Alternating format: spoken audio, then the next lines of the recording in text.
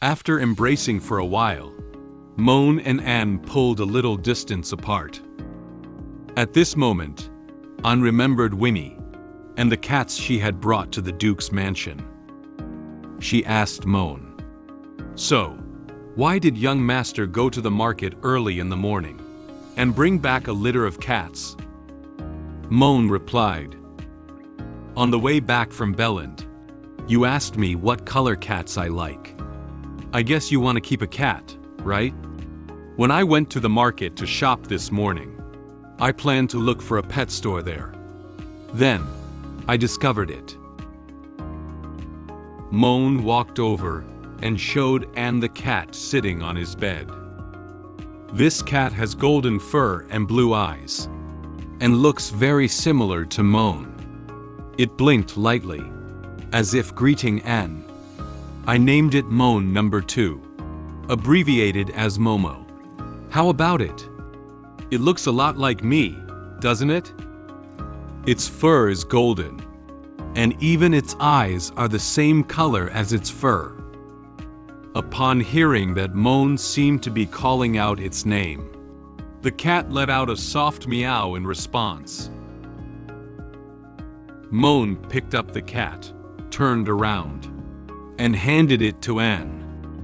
He said to her, "This is a gift for you," and was a little surprised by this sudden gift. She reached out her hands to catch the cat and asked Moen, "For me?" Moen nodded lightly and replied, Moen closed his eyes and raised his hand to scratch his head. He explained the reason to Anne. "The college will start next week. I plan to go back to the college tomorrow to prepare. I know you would definitely want to go with me. However, after all, school regulations don't allow it. And you also have to handle external affairs at the Duke's mansion.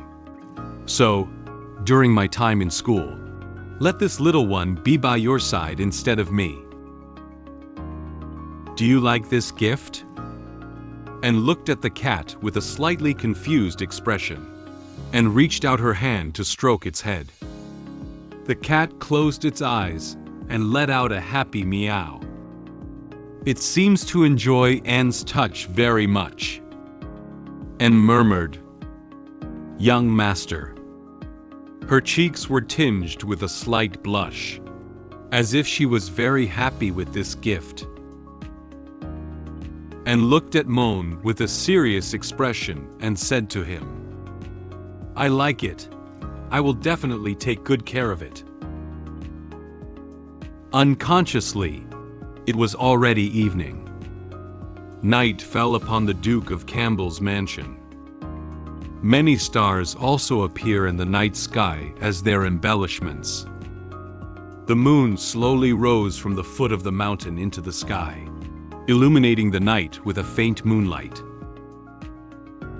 In the room, Moen was lying on his bed. He summoned the Black Book and carefully examined the progress of the skills he had learned recorded on it. Shadow Steps and Assassination have been upgraded by 3 levels. Although I didn't reap any benefits from the Aluka incident this time, at least my skills were greatly upgraded, and I used this as an opportunity to restore Anne to normal.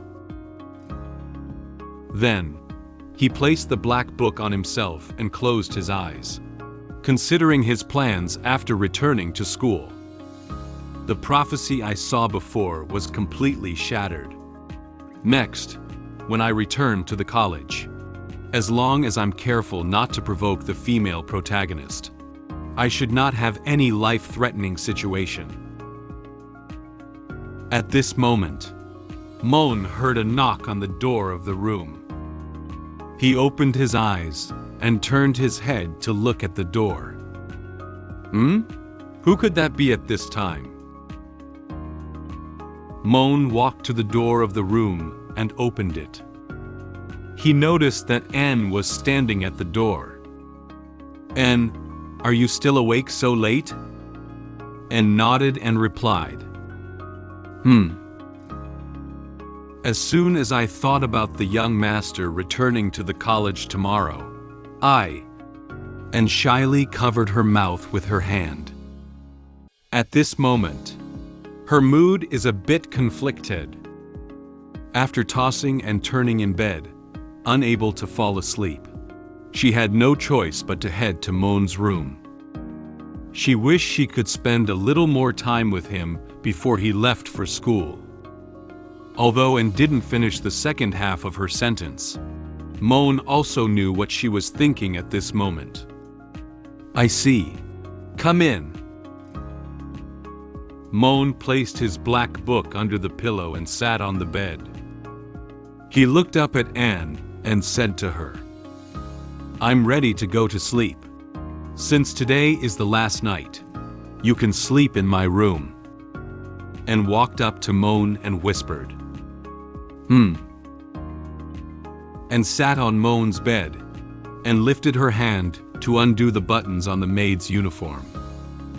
After all, Moen will return to school tomorrow, and she hopes to get closer to him as before, and do intimate things with him. She showed a shy expression and said to Moen, Tonight, I'm still the same as before. At this moment, Moen suddenly approached Anne, and quickly grabbed her hands. He stopped her and said to her, Wait a minute. Anne's maid uniform has been taken off halfway, and her shoulders and twin peaks have been exposed. She was a bit puzzled by Moen's behavior. Young master? Moen gave Anne an awkward smile. He plans not to do anything too exciting with Anne tonight. He said to her, Let's do something else tonight. He had already come up with a plan. Something else? And doesn't understand what Moen wants to do. Young master, is this truly enough for you? And turned his head to look at Moen. She changed into a black nightgown and lay quietly on his bed with him. Her hand was gently held by him and placed on the blanket together with his hand. She didn't expect him to just want to spend an ordinary night with her. This surprised her a bit. Moen closed his eyes and said calmly, That's enough.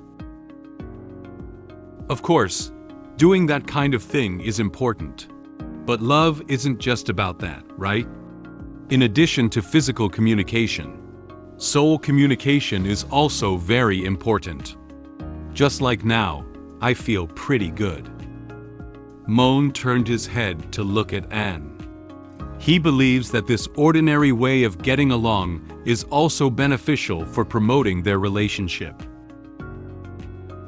And slowly leaned against Moen's shoulder and reached out her hand to gently embrace him. She said to him with a slightly sad mood, I don't want to leave, young master.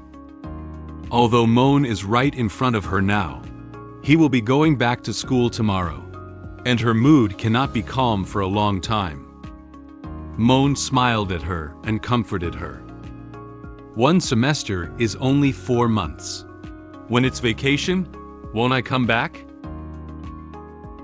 And showed a reluctant expression and said to Moen, 4 months is also a long time. I can't bear it. After thinking for a while, Moen proposed a solution to Anne. If you miss me, write to me. As long as I receive your letter, I will definitely reply as soon as possible. And answered softly, Okay. After embracing Moen for a while, and felt her mood slowly change, she looked up at Moen and said to him, Young master. Moen asked Anne, What's wrong? I feel young master's body temperature and breath at such a close distance. I can't hold on any longer. Can't we really do that kind of thing tonight?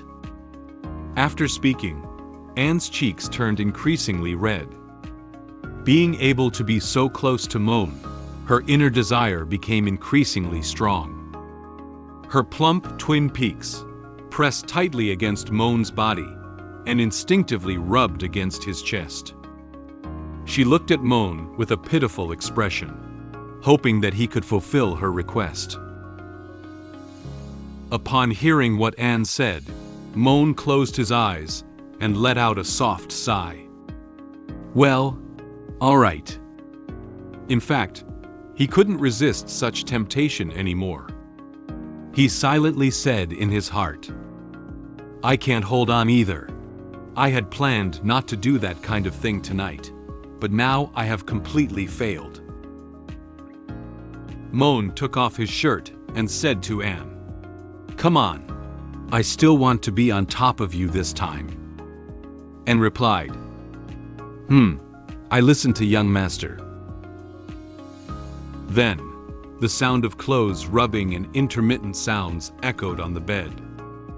The blanket on the bed was also trembling slightly, as if implying that Moen and Anne were engaged in an intense communication activity.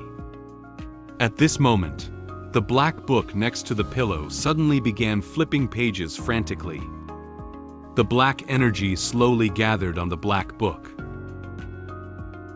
Then, the black book stopped on one of the pages. A few strange words appeared on the pages of the black book.